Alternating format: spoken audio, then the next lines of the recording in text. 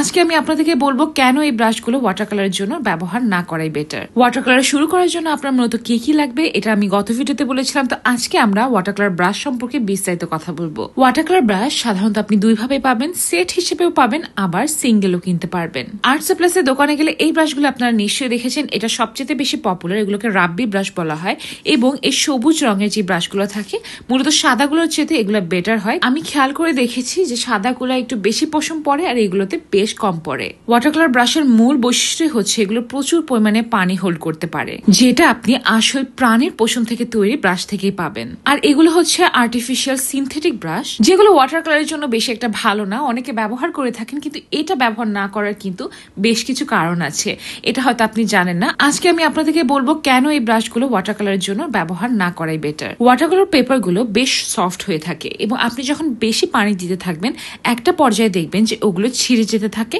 বা পেপার উঠে উঠে আসতে থাকে। আর এই কারণে কিন্তু ওয়াটার কালার ব্রাশগুলো যেরকম অনেক পানি হোল্ড করে সেরকম আপনার পেপারটাকে কিন্তু বেশি প্রেসার দেয় না।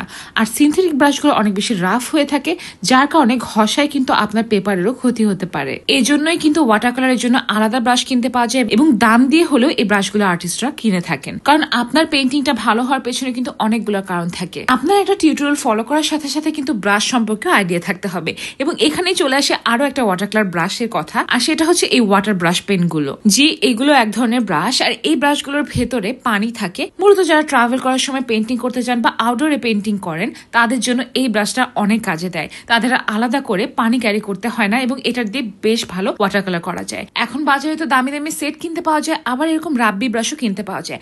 আমার পরামর্শ থাকবে বিগিনারদের জন্য এরকম রাব্বি ব্রাশগুলো কিনেই ব্যবহার করা ভালো, কারণ এগুলো যেরকম বাজেট ফ্রেন্ডলি হয়, আপনি একটা বা দুটো কিনতে পারবেন, সেরকম কাজে অনেক ভালো আসে। আমি যেরকম প্রফেশনালি কাজ করছি এবং ফাইন আর্টসও পড়াশোনা করছি, যার কারণে আমার প্রচুর পরিমাণে রঙও লাগে, ব্রাশও লাগে। তাই আমার কথা কিন্তু আলাদা। আপনারা যদি বিগিনার হিসেবে শুরু করতে চান, আপনারা সিঙ্গেল রাব্বি ব্রাশগুলো কিনে ব্যবহার করতে পারেন। আজকে ওয়াটার কালার সিরিজে আমার সেকেন্ড ভিডিও এবং সামনে আরো ভিডিও আসতে যাচ্ছে পেপার নিয়ে, কালার নিয়ে, বিভিন্ন ধরনের কথা নিয়ে। তাই চোখ রাখুন আর্টলি শিখতে ইউটিউব চ্যানেলে।